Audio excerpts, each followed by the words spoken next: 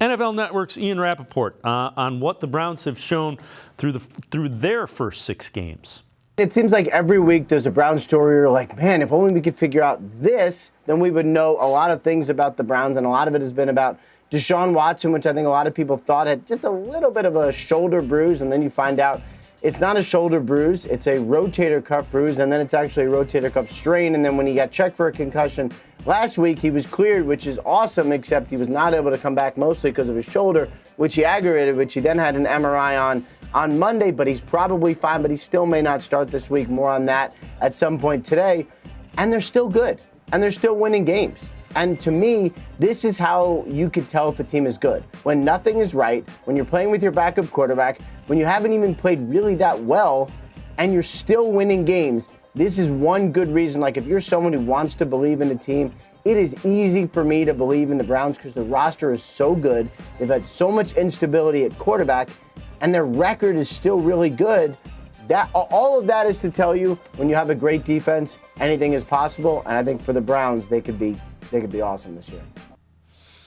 In case that, Ian Rapoport hit the nail right on the head. They've played poorly in several games and are still 4-2. Yeah, because 2 of the 3 phases have been outstanding. You know, it's happened in special teams too. I know it gets overlooked, but like, they're flipping the field, their coverage units are good. Dustin Hopkins has been everything that we wanted Cade York to be, is what Dustin Hopkins has stepped in and become. And it becomes about, you know, if they just even get just slightly better than average quarterback play, you're looking at a legitimate contender because of how well the other 2 phases are playing. And as we say that, it leads me to believe that Andrew Berry is going to go out and get a piece. I don't know if it's going to be a wide receiver. I don't know if it's going to be a quarterback. I don't know if it's going to be a running back. He will get a piece because they are missing Nick Chubb. Jerome Ford's banged up. Yeah, he's got to go get an offensive piece to bring the level of the offense up to acceptable, because if they get there, this team's a contender. Yeah, and it's always going to center around the quarterback position. Like, I do believe that they should have IR Deshaun Watson, and they would have a clearer picture now, and they would have had a jump start to see if they had enough in that quarterback room. I would love to see them make a move there. You know, I think what you're looking at is the reason that Walker's playing right now is just because of his floor is pretty defined, but he has a very low ceiling. I think if they had someone with just a similar floor but a higher ceiling, I think this offense could really take off.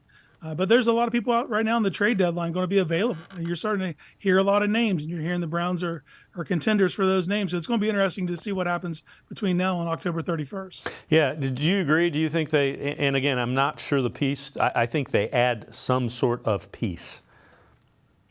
Yeah, at one point I was happy with what they had in the running back room, but now you're seeing with injuries that it's getting pretty slim back there. Ford missing at least the next week or 2. Kareem Hunt's out there on one leg. You know, like they could leave this game being decimated at that position if something goes the wrong way. So I could see them adding a running back or a receiver. Obviously, they could be a candidate for an offensive lineman as well. So there's plenty of areas they could add to. But as the NFL is not the same as the NBA. You know, you don't see a lot of blockbuster trades. So I do expect them to make a move. I just don't know if it'll be one that's very splashy.